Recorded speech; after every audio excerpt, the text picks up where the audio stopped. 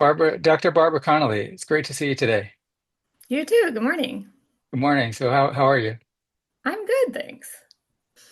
So you're the administrator of the Benzo Warrior community. You run the community, and it's honestly it's my favorite Benzo related community and group on Facebook. And I just love the practicality. It seems to be more science based and more useful compared to some of the pretty much compared to every other group as far as the information that people can get. I mean, to the extent where it's the one that I refer people to when someone is looking for a community. So yeah, tell us a little bit about um, Benzo Warriors. I don't know much about like how long it's been around, how it got started, and what the mission and philosophy is behind it. So yeah, tell us a little bit about Benzo Warriors. So, I mean, first of all, thank you for the for the compliments about the group. Benzo Warrior was founded about 6 years ago, 6 or 7 years ago, by Michelle Gulovich. And she was somebody who had experienced a cold turkey kind of event while still taking a benzo from taking something else.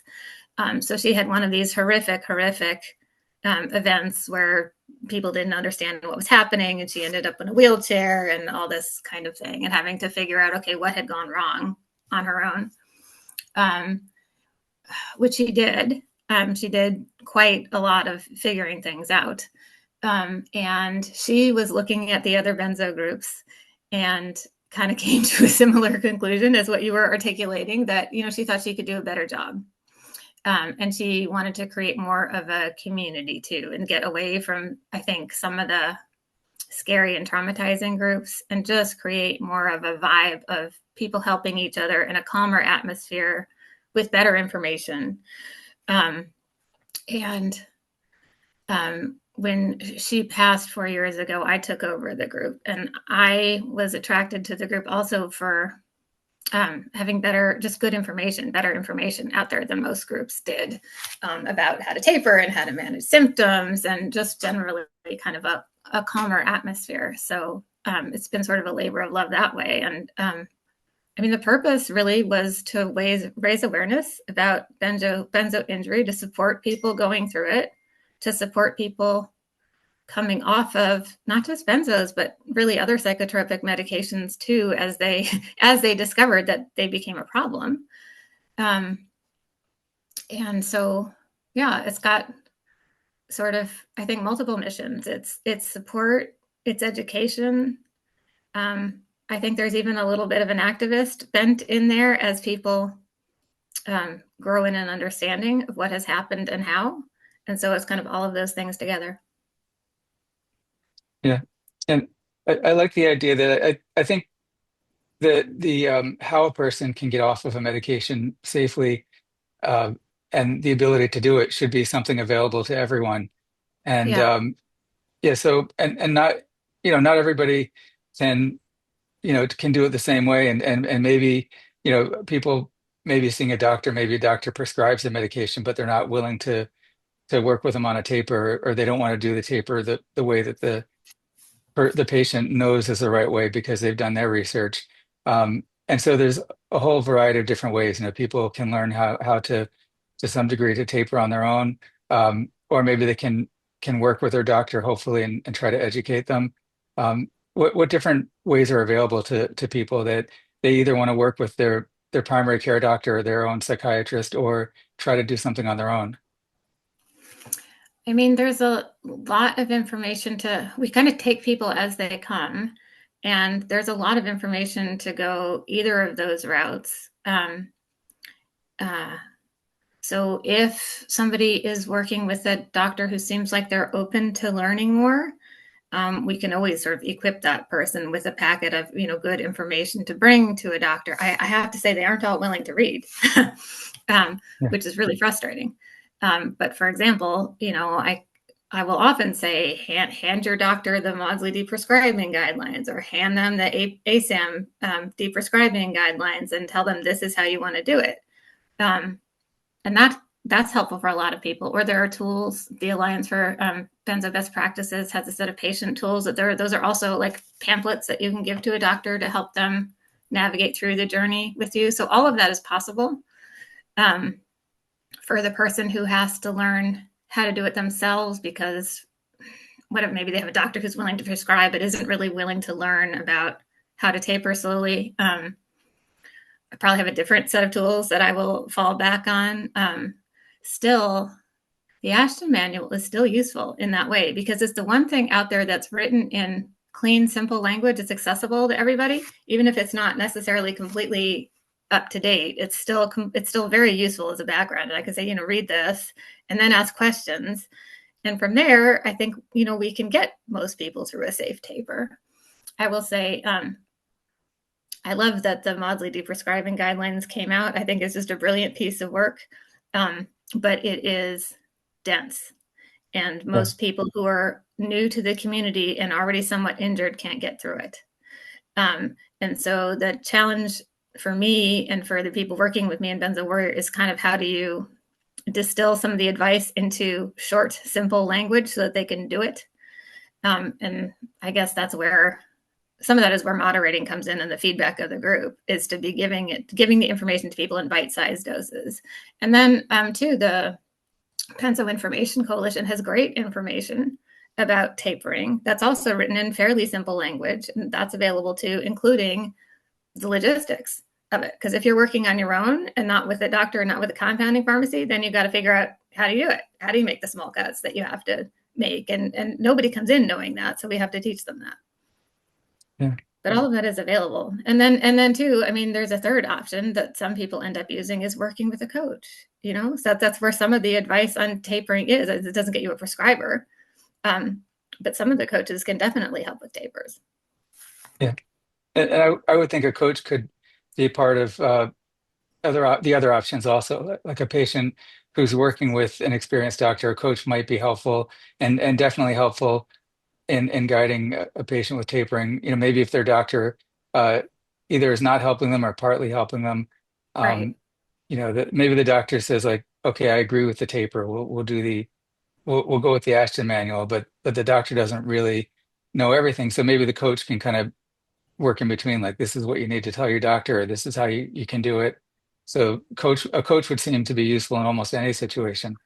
I mean, I find myself often playing that role as a coach. Kind of the patient is the intermediary, but sometimes I'm having a conversation with the doctors. Consider this, consider that. Here's this piece of information, and I'm not overstepping and making medical decisions, but I am kind of saying, no, let's not go this way and let's consider that way, you know.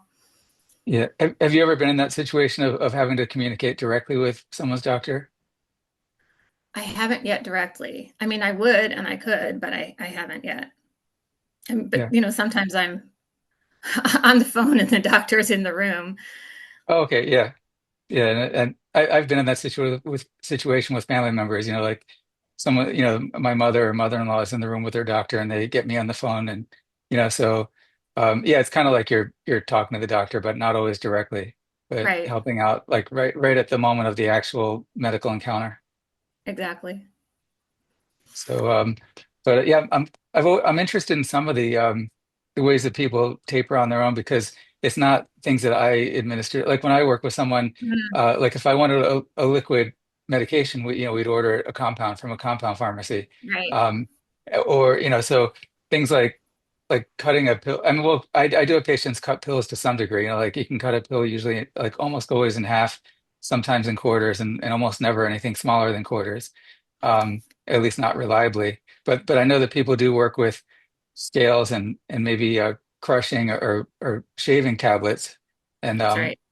yeah, how does that work? Like I guess like a 10 milligram tablet doesn't actually weigh 10 milligrams, and then it has coding. That's right. Like there's like a It's got whole fillers. It's got fillers in it that make it heavier.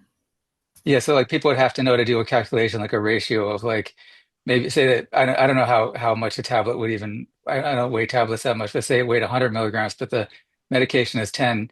I guess you'd say 10 to 100 equals, and then the ratio of what you're looking for. I mean, yes, if they want to calculate what their dose is at any moment in time, they will have to. But practically speaking, for most of the taper, you can um, abstract away from that calculation if you're doing a hyperbolic taper. So, like you're Yeah. reducing by 10% or 5% or whatever off of the current dose, um, you can just do that calculation off the weight. and you're Oh, still okay. good. So you don't have to be doing Oh, so the just immediate math, at like a every step. yeah, like just a percentage of the total weight. Yeah, Oh, that makes yeah, exactly. that makes sense. So yeah, people use a jeweler scale so that they can get an accurate enough weight to make the smaller reductions, or they do a liquid taper that they make themselves with like some people do water tapers, some people do it in whole milk, um, and those are reasonably successful methods for a whole lot of people. I mean, there are some barriers to compounding. There are doctors who won't prescribe it, and then sometimes it's just financially out of reach or the insurance won't pay for it.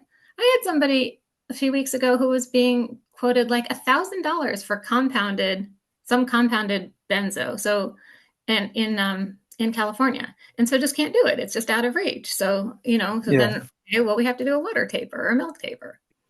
Yeah, there's definitely variations in pricing with compounds that one of my patients with her previous doctor had been using a local compounding pharmacy and we switched to the one that I was comfortable with and she said the price was immediately half of what she'd been paying. So Hmm. I mean they're not it's not like standardized pricing, that I guess so Uh, there's yeah, but kind of the scandalous for the pricing to get so high. It's not rocket science to figure out how to make a compound. yeah, and when you mentioned milk, so some of these tablets are fat soluble. They dissolve in or they're fat Right. loving. They will dissolve in a whole milk. Like it couldn't be 2% or skim milk. Obviously, you need the fat in the milk You need the with the fat, whole milk. right? That's why And people are then doing it. like for example, with like clonazepam, which is probably the most prescribed benzo, would that probably be fat soluble? I believe so, yeah. I Yeah, mean, most there, likely. there Yeah, are there are nonetheless plenty of people who do it in water, yeah, um, even though it doesn't dissolve that way, and they're just making a suspension and shaking it up really well and hoping that the particles are well enough distributed. And most of the time it works okay, and then some of the time it really doesn't, and you have to wonder if there are accuracy errors in that method. yeah. And then milk doesn't last forever. Like probably Right. people would have to know to maybe mix it every day or like every few days or so. With milk, I would think so, yeah. Yeah. But I mean it's interesting. I think even like it has come up in conversations with patients of like say that they can't get the compound on time. We start talking about like I don't know if we really had to, we could try that. But yeah, it hasn't really come up practically that any of my Mhm. patients have had to mix do their own liquid like that. No, But I think it's really daunting at first, and then once you get into it, you realize these methods are pretty simple. I mean, that's yeah. why they get done over and over again. But I was in that camp of being so discombobulated and off put at when I was going through it, then I'm like, oh my gosh, I can't figure out a water taper and I can't figure out the scales, no way. And so I ended up using Valium and pills and just splitting, which is what a lot of doctors default to, right? It's because it's easy to like just to split the Yeah. pills. I think now, honestly, we know better, and that's not really the best way. I mean, it's Yeah. okay, it's adequate, and it'll work for some people, but it puts you into reductions that are larger than you should be making at some point. Oh, like with Valium, like the tablets you can like you have the smallest tablet is a 2 milligram, and if the smallest Right, somewhat accurate is a quarter, like you can get to point right. 0.5. That's And right. then they do have the manufactured liquid. I haven't used it that much, but I yeah, that did. 1 milligram. I did. That's how I Yeah. came off of the last piece of Valium is switching to the manufacturer's liquid, which is it's fine. It's really easy to use. It's also got some stuff in it that isn't ideal for some people and wasn't ideal for me, but I didn't really know enough at the time. But yeah, that's a good way to go about it is the manufacturer's liquid. Yeah, that's the thing. I've had a couple of patients that had a problem with it, so we ended up going with a compound Valium. Yeah, But at least that's available, the manufactured one. right. Um, but Well, so yeah, and I did a talk for you guys one time, and I was like terrified. I honestly I put I it off. remember you were nervous. Yeah, I put it off for a long time. I was like because I was imagining like that. You said that there was a so you told me ahead there's a group and you're gonna talk to the group after, and I was afraid they're gonna like tear me apart and like tell me I didn't answer their questions, I didn't talk about the right stuff, or they're gonna attack me on things. And then it was nothing like that at all. They were like the nicest people. I in fact I love talking to them. They were like really asked great questions. They were friendly. They had great input also. So yeah, I mean, where did that group come from? Is that like a set group that has membership with Benzo Warriors? So we've had a Zoom group for several years, and we sort of expanded the Zooms. There's a group that meets.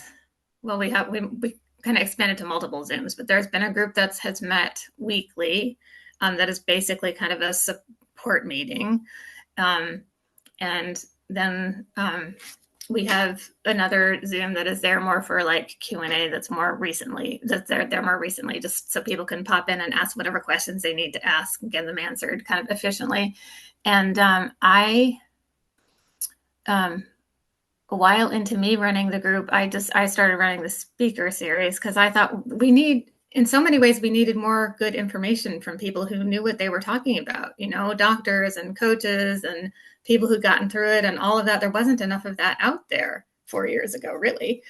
And so I kind of wanted to generate some better information about a number of core questions, about navigating the journey. And so having kind of that core Zoom group, we built a speaker series on top of that, which yeah, we did a whole bunch of talks, and they're on.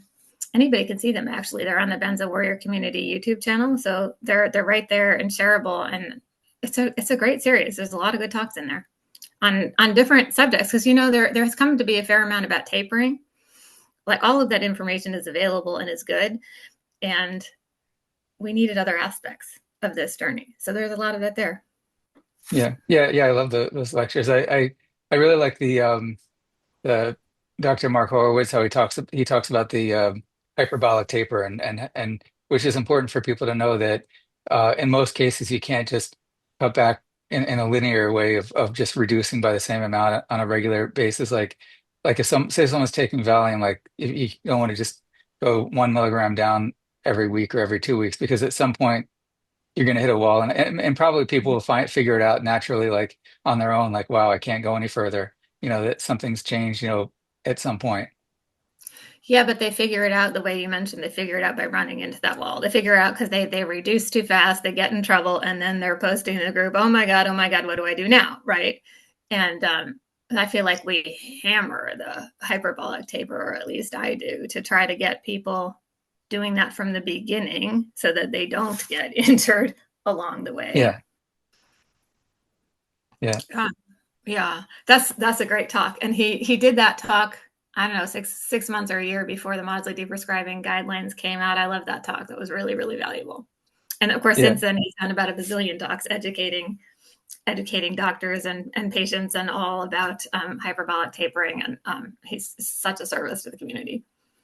Oh yeah, definitely. And one thing that's interesting about that also is that on the beginning of the curve, the steep part is that a person likely can go faster than they think they can in the beginning. So true. And at the very end too, faster than they think. So yeah, those are surprises. And honestly, so that gets a little um lost. I mean, that's kind of nuance, and that's there in the book and it's there in the talk. And if you're really following, you'll pick it up. But people who are new, that's that's more than you can somehow teach. If you start talking to them about dose response curves and reducing by a percent of receptor occupancy, it's too much. It's overload. And so actually, in the community, I can tell people to read Maudsley and hope that they'll take it in, but mostly they won't. Which is why in the groups, the line that you'll hear is more reduce, not 5 to 10, not more than 10% off of your current dose. It's because it's simple.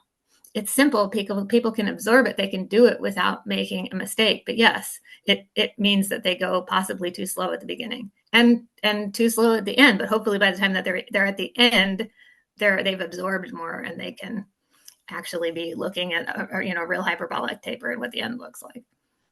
Yeah. Yeah. At the end, the end is interesting because that curve never really hits the baseline. Like if someone were to just mathematically follow it, they would never be done. They would be Well, heading down exactly. to, yeah. Exactly. And if you can handle some basic math, that gets real obvious real quick, but people miss that point. and so sometimes they're dragging the tail out too much. Yeah. So how did and I've seen that conversation come up. Like how does someone decide that they're done? I guess when that jump just seems so small that that must be a scary thing for a lot of people to make that final jump and give up their medication finally. I think it is for a lot of people. Um, we still go with Ashton's philosophy on that there's sort of, a point even at a hyperbolic taper where you can just jump and be okay. But yeah, there are certainly some people who will taper down, I think, lower than they need to just because of fear. Um, and I don't necessarily tell them not to do that if they want it to cost them some time that way, but it makes them feel more confident about stopping. Okay, that's how it goes. Yeah. And there's interestingly a lot of parallels in benzo tapering with treating opioid addiction.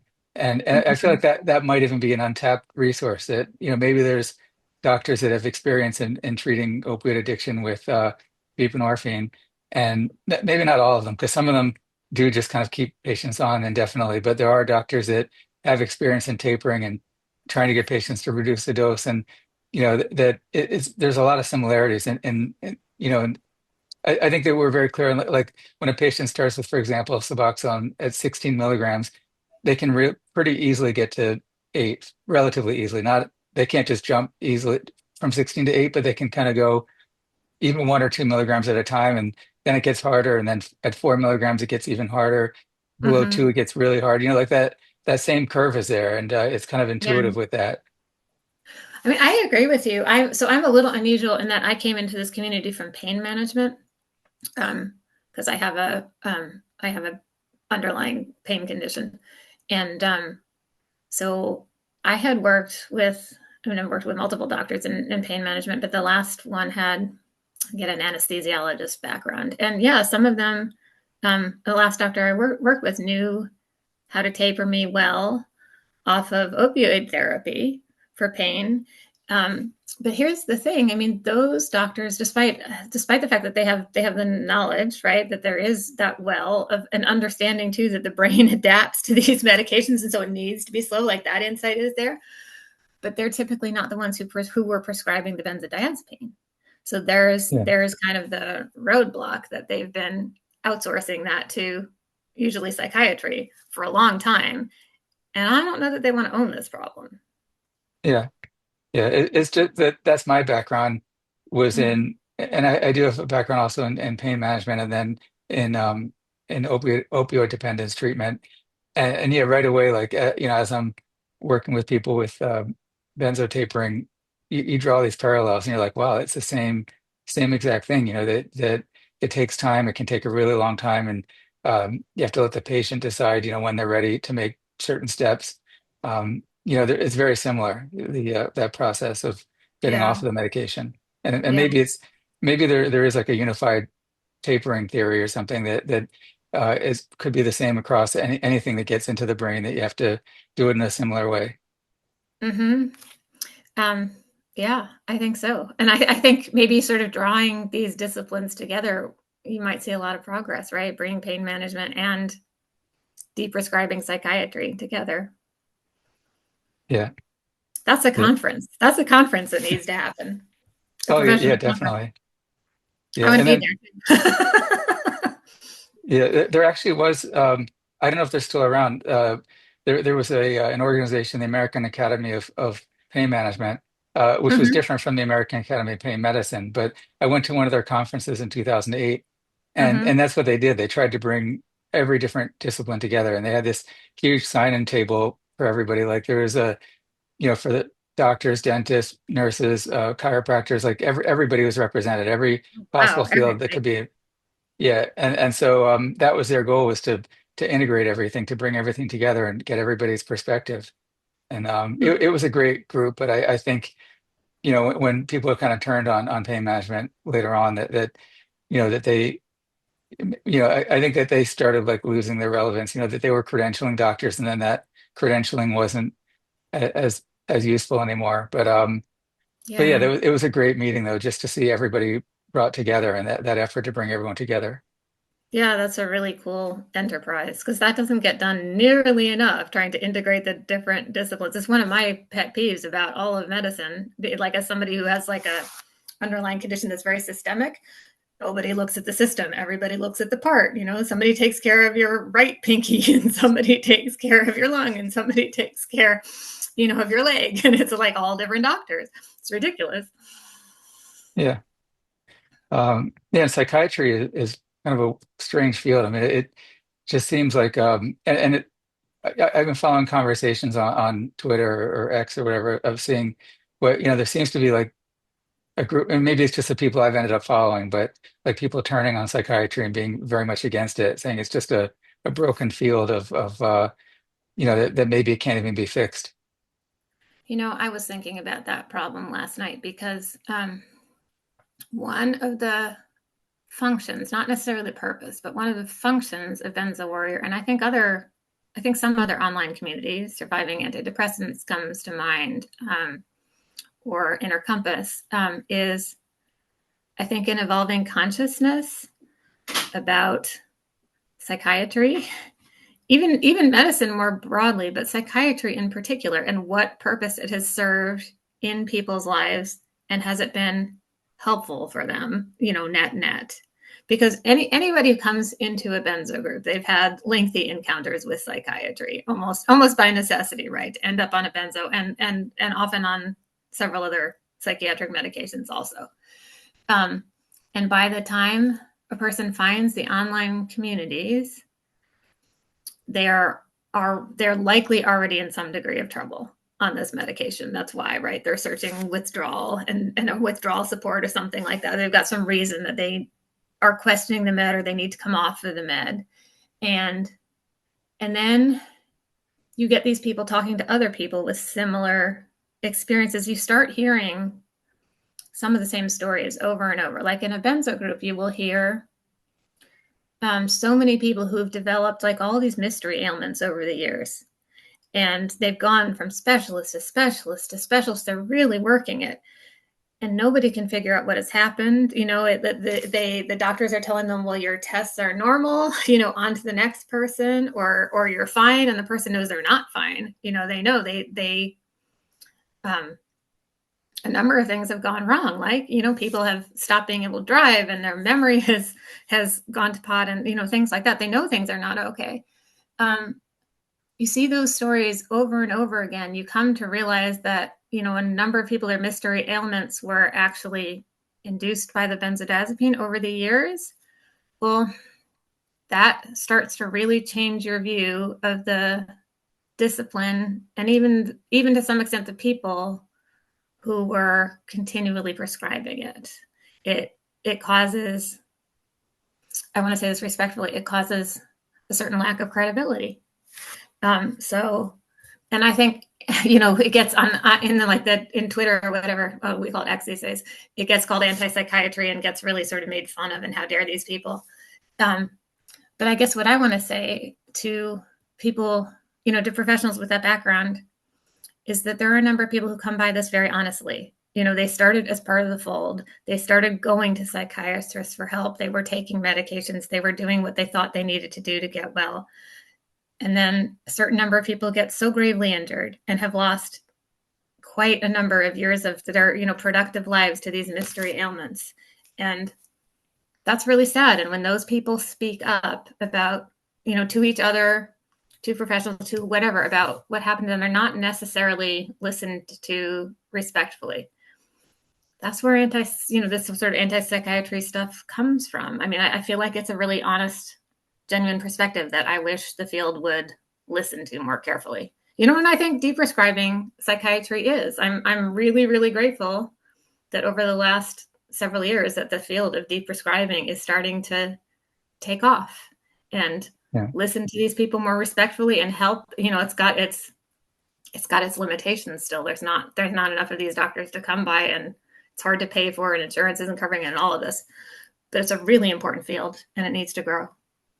Yeah. Yeah. It would be great to hear, like, see at medical conferences, see lectures and, on deprescribing, which I don't think I've ever seen anywhere. But to see it coming up now. Isn't that amazing? Because, I mean, that's another of the things about medicine that you come to learn is there's an awful lot of prescribing and very, very little attention to deprescribing until you're in the geriatric space, and even then, like, not enough of it, but it's there.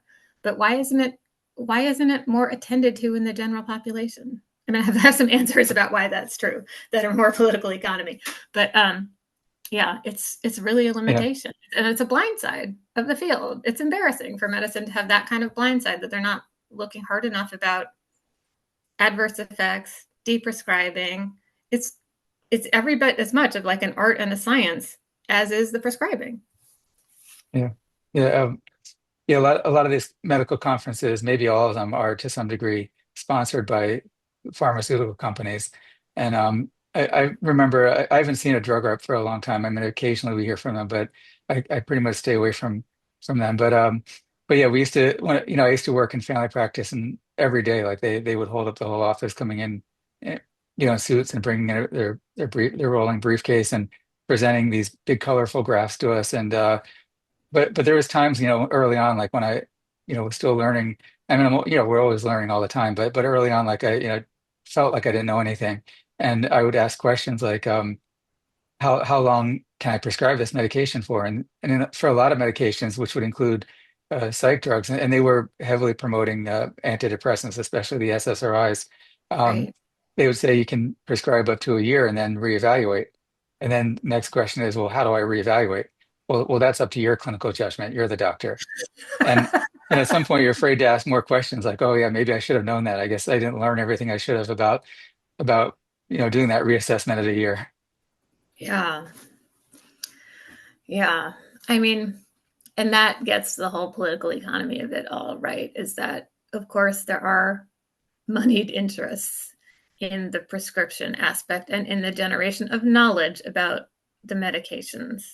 And I think one of the things I'm like personally embarrassed about is my training is political economy, right? I should understand money and interests and the invested interests. And I never really thought about medical knowledge in that way. I always thought of it as a little bit more of like a pure science, and I thought of it with more deference to doctors. And if it were any other aspect of the economy, I would have had a more critical lens, I think. And that too is part of the evolving consciousness, I think, that you see in online groups is people learning to be more critical thinkers, perhaps too critical of thinkers about whatever substance they're putting in their body and who is recommending it and what is the um, what care is going into that recommendation. Which, I mean, and you can speak to this, you're a doctor in the system. It must be maddening to really not have enough time to do all of that really, really carefully, to have a careful risk benefit discussion with each of your patients. um, the system is broken in that way. I think that there just isn't enough time compensated by insurance for that to happen in an adequate way. Yeah. Yeah, it's difficult, and there's a lot of literature, a lot to look at, and and then sometimes you wonder like what is this medication really going to do to the person, and what side effects are likely, and some things are a lot less likely to happen, and Right. but um, but yeah, I mean, people definitely need to have informed consent to as much of an extent as possible to know like what are they getting into, but especially with benzos specifically, and I think we know a lot more. We should know more in the last 5 years. 2020 is when they put that new black label warning on the benzos, and a lot of doctors might not even be aware of that. Like maybe they haven't checked back on the literature. They don't even know that uh, we know now that they're more toxic than we knew years ago when we thought they were safe to use forever. That's right. Talk to Bernie Silvernail about that, of the research that they've done with the Alliance for Best Practices, and he'll tell you, because they've surveyed this, actually most doctors aren't even aware of that black box warning, which is so frustrating because it was one of the huge achievements of big in the online groups that they got enough um, reports of adverse events in there to get that black warning to happen. It's like a big accomplishment, but then does it move the needle? Not that much, actually. Yeah, I mean, a it's patient can bring that to a doctor's attention. That is one of the things that they can point to. But by the time they are pointing to it, it's too late. They've already been prescribed for a long time. That's why they're pointing to it. yeah, and it's important that I think for all of us to be advocates for family and friends and people that we know of, is because that came up with one of my adult children, like barely an adult, like 18. We went to a doctor, and the doctor wanted to bring up prescribing an SSRI just for mild anxiety, like really for almost nothing. And I right away said, I said, no, we definitely are not interested in that. 100% no. And she just smiled and said, why you think it's addicting? I'm like, no, it's not addicting. Causes dependence and toxicity and all kinds of other problems. And we don't need that. But I think a lot of people would right away say like, well, it's a doctor, that they're authoritative, they know what they're doing, and maybe this is something we need. And um, Yeah. so I mean, how do you deal with that? I think in the discussion that I work on in Benzo Warrior, I think part of that conversation is also on the patient side about the medicalizing of our own distress. Because yeah, I mean, of course you're right that this stuff gets very freely prescribed and for often very casual reasons, and it shouldn't be. But we don't necessarily have the control to change that on the patient side. But sometimes I will be blunt and tell people that, maybe you need to stop bringing this problem to a doctor. I mean, Yeah, depending on what the problem is, of course, right? But if the problem is like, sort of an emotional distress kind of thing, and they're complaining about how they have been hurt or how their doctor is treating them like they're crazy or whatever, like the experience isn't going well, then it's, well, maybe you need to learn to sit with those emotions, or maybe you need to learn coping skills or things like that. But maybe going to the doctor repeatedly is part of the problem, because I think people they somehow forget that what's going to happen if they go to a physician and they're really distressed by whatever symptom it is, that encounter is likely going to result in a prescription. um, yeah, and that's just kind of what the system is. Right? And if you are in a position where that's not the right answer for you, then you have to rethink having the encounters at all. And yeah. maybe you go see a different professional.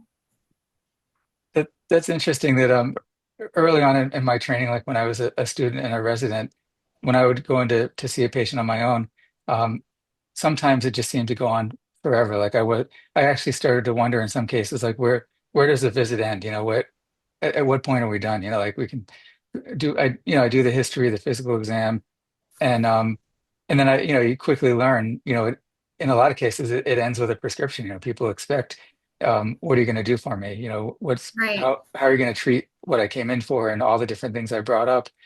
And it becomes like a part of your training. Like you start thinking in terms of like, what can I prescribe for this, or how can I fix this problem? And it's not necessarily that you're not getting kickbacks from the drug companies. There's no like evil motivation Yeah. behind it. You really want to help the person. And Right. You're trying um, to help, and that's the tools that you have. yeah, exactly. And but yeah, I mean that it would be good, I guess, in a lot of, I mean, it would be good for people with, if someone comes in, I'm stressed out, I'm feeling a little depressed, that the answer isn't always a medication. Right. A friend of mine has a counseling background and retired, and then has gone back to work and is working on in a family practice office for exactly this kind of thing. So his role will basically be to identify the people who really need to learn some coping skills, how to manage anxiety, how to manage whatever sort of the emotional distress is that accompanies the medical problem, to so that the doctor's office has a way to respond to this stress, but it's not necessarily the prescription, and it's not necessarily overwhelming the MD, who might not be the right professional for all of the problems that present there.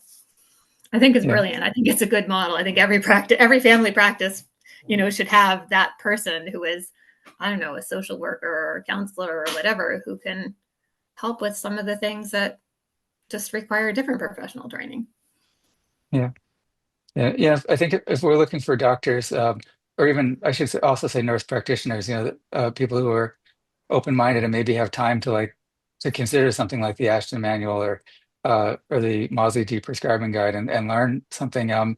There are doctors that are trying to break out of the system and go out on their own and start their own practices. There's direct primary care, doctors who I think part of their model is to spend more time with the patient, and it's like a subscription model, like where your insurance Right. doesn't cover it, but it's relatively affordable, and you pay monthly to be a subscriber to a doctor, and they, I think in a lot of cases have more time, and maybe new doctors and new nurse practitioners, like new to practice their own practice, like that they might be looking for things that they can do to help people, like maybe they're more open-minded, have more free time in the beginning.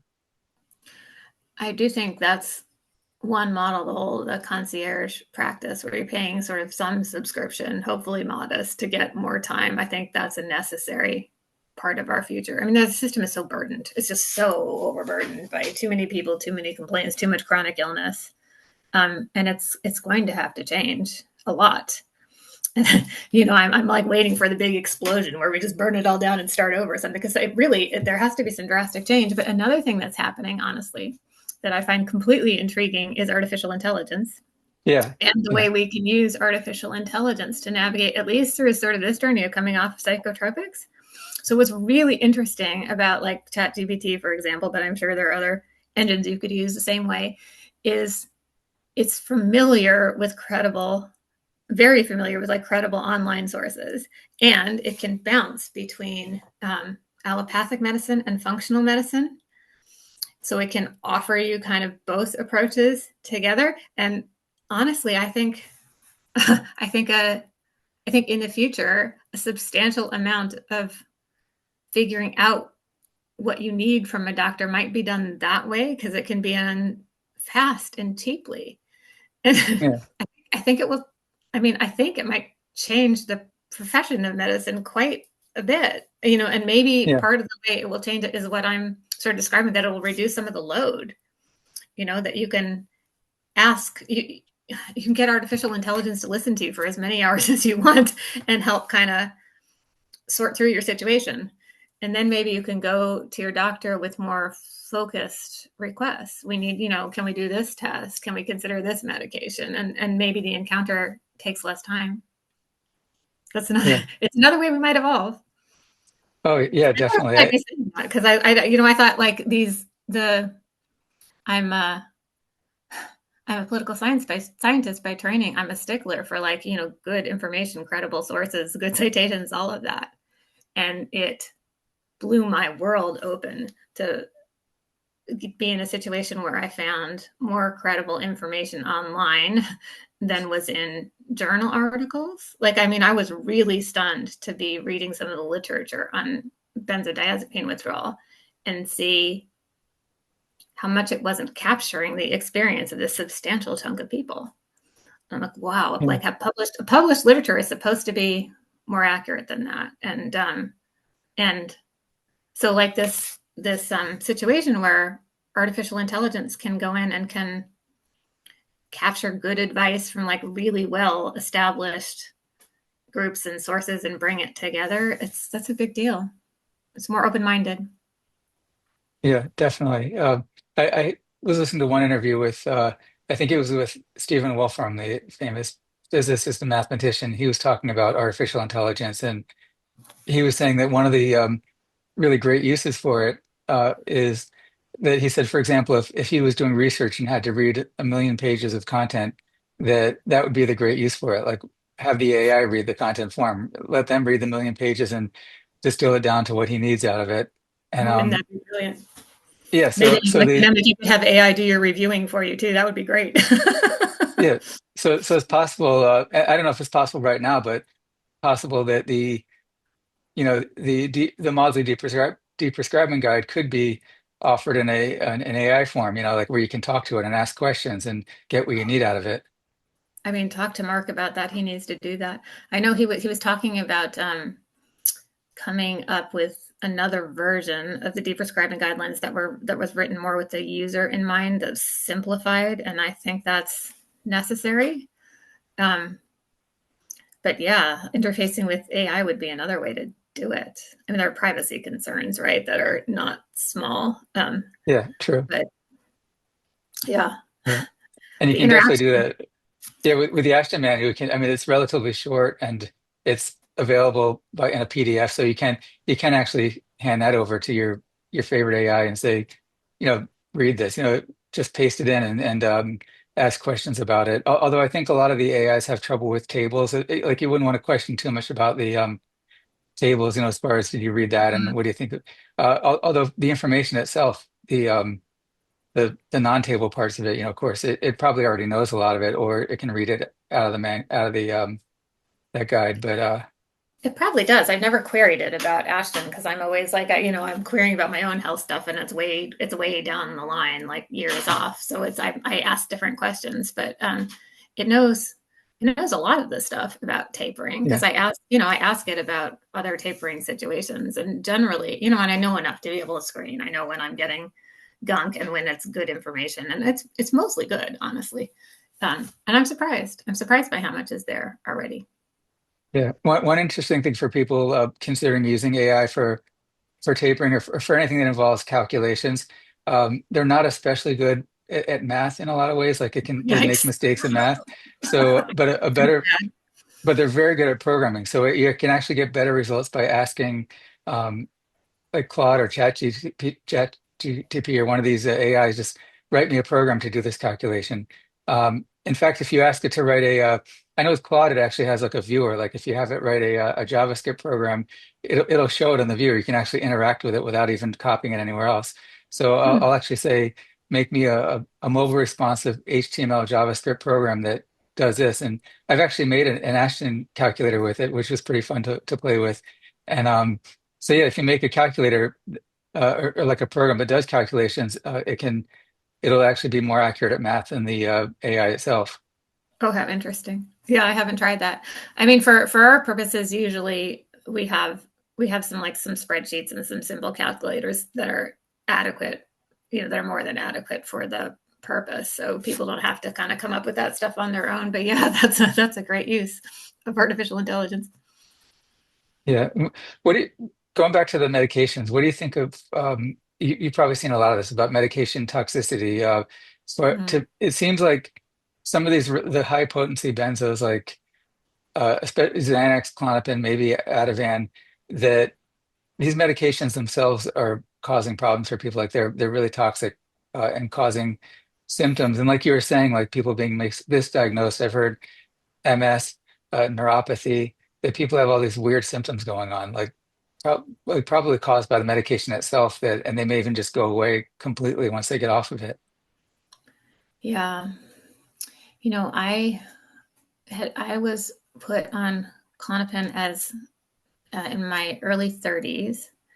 Um, because my body was just stuck and muscle spasms would not stop. And I was trying to teach and all of that. And for a while I couldn't until we got things somewhat calmed down. And so I was kept on for a long time. I was kept on for 22 years. And somewhere towards the end of that period of time, I was having trouble remembering my new address. I had moved, but I could not commit to memory the new address. I was losing the ability to drive, and I just thought, the underlying stuff is getting worse. I'm getting older, or whatever. I did not realize then that it was a benzo doing it to me, and I don't think you would have been able to convince me back then that that was the problem. It took the whole experience of coming off and having these things come roaring back to know for sure, oh, that's why. That's like I don't have a problem driving now, and I certainly don't have a problem remembering stuff. um so yeah, there is toxicity. I think what is hard is sorting out the effects of being on this medication long term and the toxicity that's happening from that versus the way people come off and kind of the secondary injury that comes from doing that too fast. And I don't know, I mean, you must do this like clinically. I think that's really hard to figure out, like which is which and how to respond appropriately. Yeah, yeah, it's a difficult thing for people to realize that they're taking poison, but they can't give up the poison too quickly. Um, Very. yeah, it's almost like the situation where someone's been in a car accident and they have like a metal rod stuck through them, and the EMT show up and they're like, you can't take it out yet because if you take it out, it'll kill them. But we have to leave this foreign object stuck in the person until we can safely get it out. Isn't that right? That's that's a great analogy. I mean, yeah, I think I probably 90% of the time I'm having to tell people slow down, slow down, slow down, because you're right. They get to a point of realizing that this medication is poisoning them, and then they want it out, like out, out, down spot, right? Get it out right away. Yeah. Um, and even if you tell them to slow down, they still are pushing too fast, and very often it's not until they have really run into a wall that they sort of take you seriously. That no, you have to do this slowly. Yeah. And you've probably seen that there are medications that can help along the way, like with the effects of withdrawal and difficulties in tapering, and which is hard to deal with because everybody's different, and I know Um, and some people are set on not taking any other medications, and you never know if someone's going to have a reaction to something because everybody's different. Someone might take magnesium and it's great. Another person might have a terrible reaction to it, or they Right. may even it may work great for a while, and then a week, 2 weeks, months later, they may have a reaction. Then, like you just never know how a person will respond to a particular supplement or medication that's supposed to be helping them. What's your list of like top things that you think are helpful? Um, I found for some people, clonidine is helpful, and I'm actually interested to see if I haven't tried it yet. Lucamira, which is similar to clonidine, it's used for opioid withdrawal symptoms, and Mm-hmm. so if clonidine is helpful, Lucamira should be just as helpful, or maybe even more so, because the benefit is it doesn't lower blood pressure, so you can take it more often. So Mm-hmm. and but I haven't had the experience because it's extremely expensive, and insurance would never cover it for an off-label use. So Mm-hmm.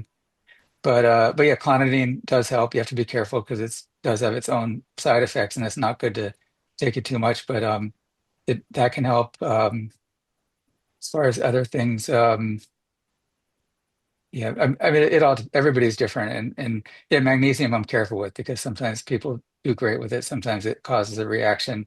Um, Interestingly, I know there's some people really against it, but ketamine is useful for some people, not everybody, and I think maybe more so during tapering. I don't know about protracted withdrawal. I haven't really seen it help people in that situation.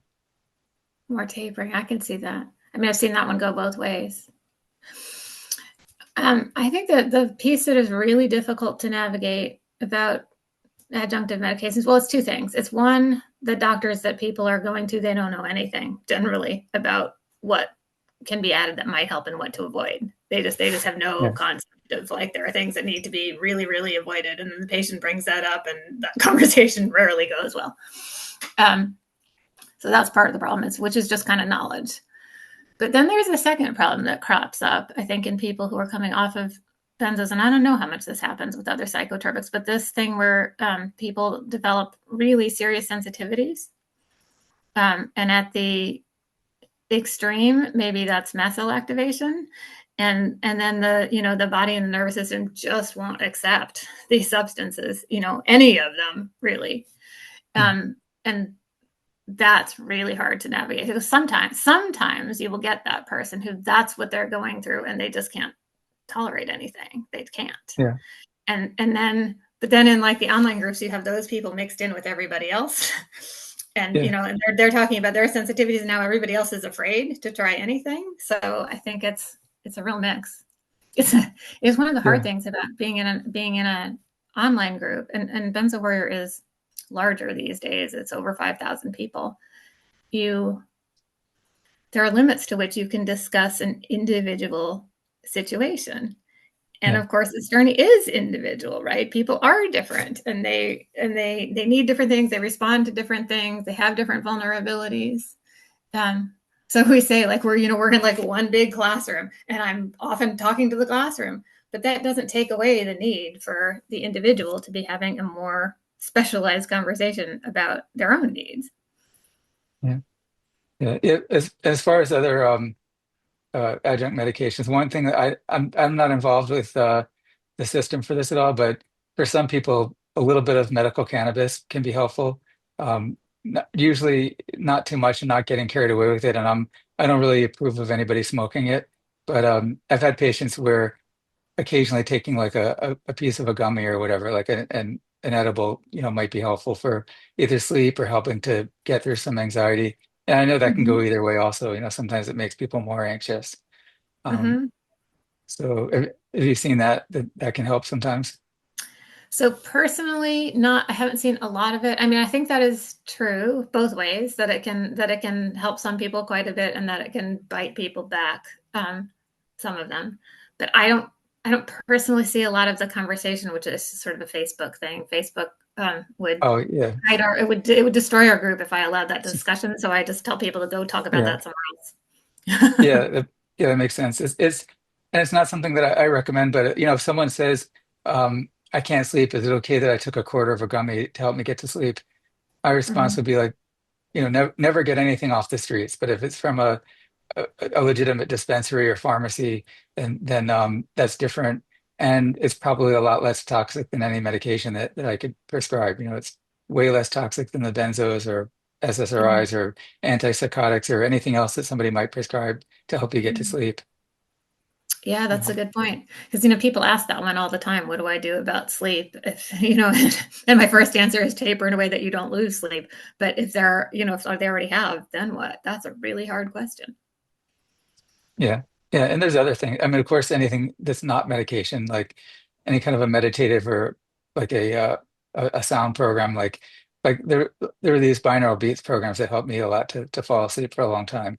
And Hmm. it's kind of a meditative thing where you hear like a, a sound like a progressively slowing down over time. And it just kind of, yeah, I would just fall asleep every time. And there was one program from this company, Sacred Acoustics. They have this delta wave binaural beat program that seem to help a lot of people. And um, it's not that I'm like recommending their product or their company, but it just that one program just seemed to be really relaxing. And Hmm. this one is kind of a weird one that I don't know if it's real or if it's pseudoscience.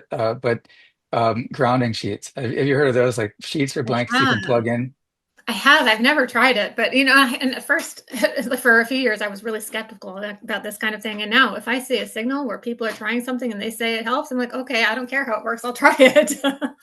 Yeah, yeah, it's something that you can get on Amazon Prime and return it if it doesn't work. They're not that expensive. So, and I mean, it kind of makes sense. If you plug it to an outlet and it only connects to the grounding part, so Hmm. you're supposedly grounding yourself to the ground. Hmm. Just like if you walked outside and took your shoes off and stood in the grass. Which I have done that during the phase when I felt like I was just surging electricity everywhere, and it helps. It does help. Yeah, yeah. So, and I don't think it can hurt really. So, I mean, that's another. People can look at things that are possibly helpful and most likely not harmful, balancing out risk versus benefit. Yeah, I agree. I mean, I think because I'm one of these people who's just super, super sensitive. And so it took piling together some of those smaller things, smaller interventions, like most likely harmless. Maybe it won't help, but it's most likely harmless. It's just doing several of them. That's what gets you Yeah. through. Yeah. Yeah. Like aromatherapy. Aromatherapy almost can't be harmful, unless it's like something that you have a negative association with or something there's one I don't like, I can't think. It's one of the most common aromatherapy scents, and it just bothers me. But yeah, generally, I mean, smelling something is not going to hurt a person. And Hmm. you can, and there's all levels of that. You can get like the easy like over the counter at a store. They have whatever stores like Bath and Body Works, or you can go to like a professional aromatherapist and get like the high quality things and recommend it to you. Oh, I guess it depends. I think what makes sense for somebody coming off of benzo is to go as natural as possible in this kind of stuff because it's the more chemical sense that will cause trouble. I think the Yeah, more natural stuff yeah, is probably harmless. yeah, that's true. Yeah, and there are yeah, and then there's talking about other things people can try. Like there's um what do you call them? The probiotics. Probiotics can be helpful, although I think there might be a couple that are to be avoided, but generally probiotics might be helpful. For people with histamine sensitivity, there's that DAO enzyme that can help. It can help. That's really hit and miss whether it actually does inside the benzo community though, and I don't quite know why. Because like in theory, yeah, it should help more people. Probiotics, I think, are tricky, even with histamine Yeah, sensitivities. Believe me, I've tried a bunch of them, and I think particularly the person with histamine sensitivity, they need to look for one that is formulated for that problem, yeah, because the others can increase histamine. yes. But I'm trying to think of other. I'd say like as far as a medication that's helpful for a lot of Mm-hmm. people, uh, actually diazepam is a top one. I kind of like the Yeah. I really like the Ashton manual, and I kind of feel like that she was onto something. Dr. Ashton was really onto something, maybe more so than just practicality of diazepam is longer lasting, and you can the tablets are weaker, so you can break them in pieces. That some people look at it like that. I think that that's like the old-fashioned way, and now we have compounded liquids, and now we can try tapering on the benzo you're on. But Mm-hmm. I found for a lot of people, maybe across the board, that when they're having difficulty with doing a liquid taper, that even if you don't do the full Ashton manual method, like even just adding a little diazepam can help move a taper along. Um, and it seems to be less toxic in every way compared to the more potent ones. Isn't that interesting? Yeah, you and I have had this conversation some. I think you're right. I think Ashton gets a little thrown under the bus these days, and maybe inappropriately. Because I certainly see plenty of people who are still helped by Valium. I don't see what you mentioned, sort of the adding a little so much, because doctors don't try that. But I see that, I see people who are helped by the crossover still.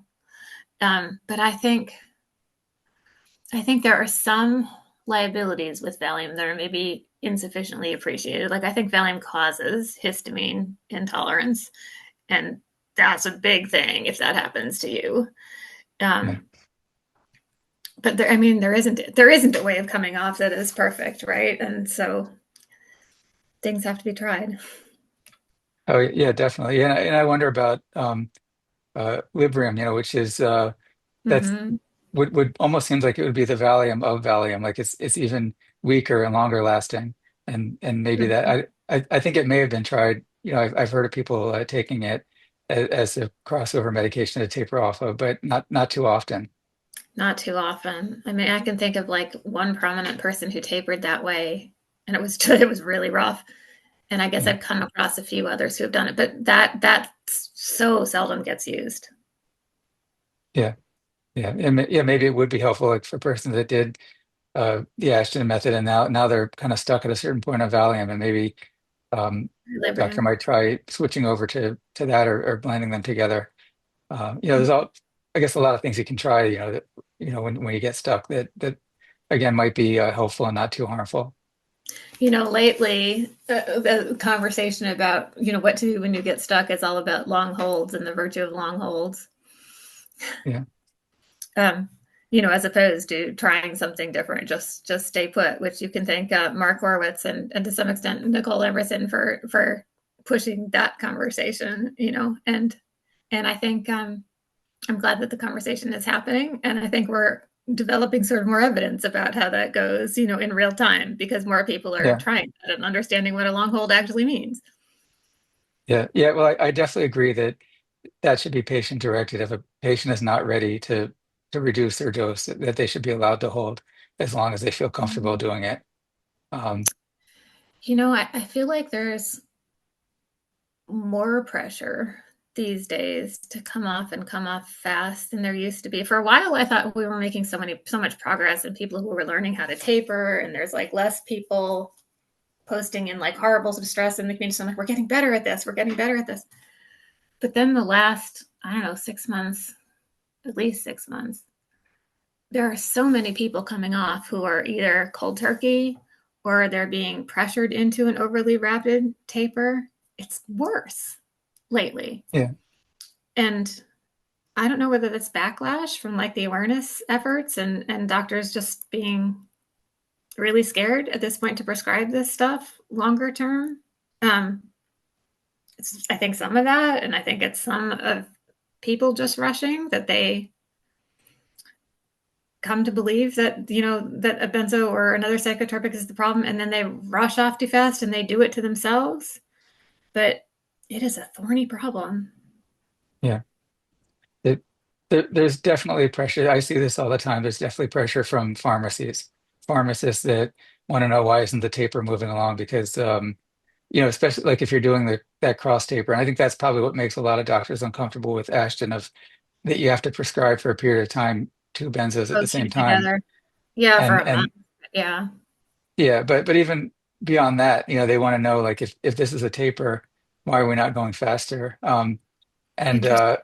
I actually had a pharmacist that and I bring up Ashton a lot. I'll say, well, we're doing this, but relative, by the Ashton manual, but um, as we're doing it, as the patient can tolerate, so it's not at a certain rate or whatever. But there was a pharmacist that had looked up the Ashton manual, and she said, "This is the stage you should be at now, and you're not there yet. I've calculated the weeks and dosage, and you should be." Yeah, I mean, she even named it. She said you should be at stage 12, and you're only at 9, and why haven't you moved further along? And it said on the very first page, right after the table of contents, there's a page that says that the taper should be patient directed as I the know. patient can tolerate. It's I and know. It always was one of the problems of using the Ashton Minute was people, they go to the charts, they read the charts and they don't read the words. And I'm like, don't do that. Like, never mind the charts, read the words because that's yeah, where all the important stuff is. And that's where you get the idea that, oh, this needs to be as slow as the patient can tolerate. And the charts are just illustrative. yeah, just a guideline. That it's not meant to be that you follow that exactly as it's written. But that's unfortunate that a pharmacist would be. And I certainly have heard of pressure from pharmacists and pharmacists cutting the person off because they ask too many questions or variations on that theme. I mean, they've got their own Yeah, liability concerns, so I kind of get where it's coming from. But yeah, maybe that yeah, says that there's more of a need for education among the pharmacists too. I've seen the other side of that too, where sometimes the pharmacist will be the person who is really good figuring out how to taper and really helpful for the patient in a way that sometimes the doctor isn't aware enough.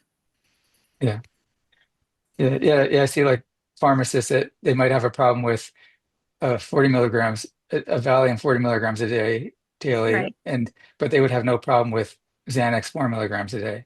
right. Which is twice as strong. It's like equal to 80 milligrams of Valium. And then it's like, well, we already cut the patient in half with their dose, and you still have a problem with it because it looks like more. Yep, I know. It's bananas. People don't understand the conversions. Yeah.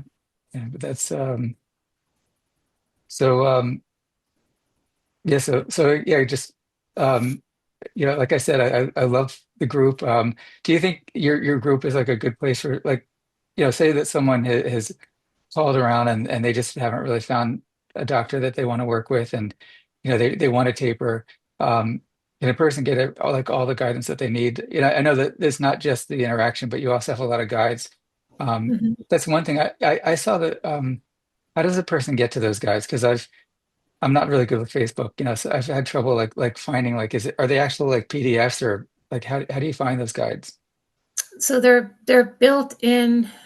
They're kind of, if you go into the group, they're at the top of the page, and you're, so usually people default and they're in discussion mode if you can see what people are posting. But if you go to the top of the page and you can see like the discussion menu, I think the guides menu is just to the right of that on a computer. So actually, it's not that hard to find. And if anybody is Yeah, struggling, they just ask, and we can screenshot and show exactly where. But they're extensive. There's really, really, really a lot of material there. I've not taken the time to streamline perhaps as much as should be done. So like the information on tapering is kind of all in a couple of guides. It's like in the Ashton manual, and then there's another guide that's got a whole bunch of practical information on tapering. So that's pretty easy to find actually.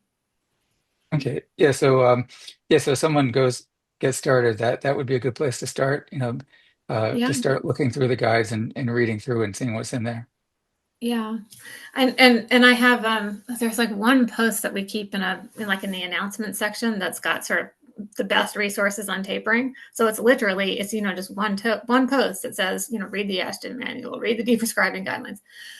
So it's all right there, and it's really good information. I think the trouble is it's often more than a person can digest who comes into this community and they're already kind of in trouble and they realize they need to taper, and they're people are they're sometimes having cognitive issues, right? And they actually can't sit down and read a difficult book. Yeah. um, so that's where you get into more people posting and asking for information that way, because they're just struggling with stuff that's in the guides. And we're Yeah. used to that too. We sort of respond to whatever form of we try to respond to whatever form a person needs. Yeah. And like the Zooms can be a really good place to ask that information too, because you'll get 20 people, 30 people who are all also going through it, and you can get your questions answered pretty well that way by somebody who knows more than you do. Yeah. Yeah. And how is your availability with coaching? Are you available to pretty much most people or anyone that wants to sign up with you for that? So I have some availability. I definitely can take on new people. I have not been working with a ton of people at once because I'm doing other work and trying to manage the group and all of it. So I only have so many hours. Um, but I am happy to help people with tapers. And I'm happy to support people who are in a different phase. I'm like happy to help them manage symptoms and learn coping skills. And I can handle somebody who's post taper, and needing support too. I usually I ask people to tell me a little bit about what they need, and occasionally I won't be the right fit. Occasionally I might sort of suggest somebody else. But if they sort of fit into the orbit of things that I can help well, I'll usually find a way to say yes. Yeah. Yeah, that's really good. And how would somebody find you? Like, would it? I don't know if you like if they as a coach. So right now, I actually ask people to just email me and tell me what they need, just a short email. Yeah, So it's barbara.connolly.31@gmail.com. That's the easiest way. Or people can find me in Benzo Warrior too. I'm pretty accessible in Benzo Warrior. yeah, definitely. So yeah, that's really good. And I was thinking that when we're talking about guides, getting back to AI, like I always like right away think of that, like of training like a chat bot to um and they're not always easy to train. Some of them claim to be like just give us the website address and we'll read the whole website, and they don't really do it. Like I think there's an art to training a chatbot to really be able to answer questions accurately. But that's just Mm. I think an interesting project to work on that of training one of these things to interact and answer questions even better and be trained on the material. I mean, wouldn't that be great? Because right now I have to like train a whole team to be able to answer all the questions, and that's always like a ongoing project because people get better and they move on, and it would be brilliant if that could be more automated. Yeah, I, I yeah, maybe that's think something. I think there's a Reddit community, um, and Jake Ressler is doing the mod in there, and I'm pretty sure he has automated some of the responses in there because he's got a huge load of people, and I think that's how it gets managed, just to some degree. Yeah. Yeah, that's true. I guess in some places you can have a chat bot. I know on Discord you can have that. Like you can have an AI chat bot as part of the group talking to people. Huh. Yeah, I mean, I know there are better ways to do this, and like someday Benzo Warriors should be moved to a different platform too, because Facebook is not necessarily the ideal platform. It has the virtue of being free and easily accessible, and there's sort of a certain demographic of people that's already on, and so we've kept it that way to keep it free and accessible. But it's not the best way to do it. Yeah, yeah, I know that's I've seen that you have to talk in code to be careful not to get caught by Facebook with the Exactly right. you can And that's like, so for anybody who's sort of looking to join, I would say like we have a number of rules which are a little off-putting at first, and that's the exact reason, is to get along with the platform and not have the group kicked off and silenced, because that happens. So yeah, that's annoying, but it is what it is, and we learn to live with it. yeah, definitely. So Dr. Barbara Connolly, thank you again. Thank you for joining me today. You're so welcome.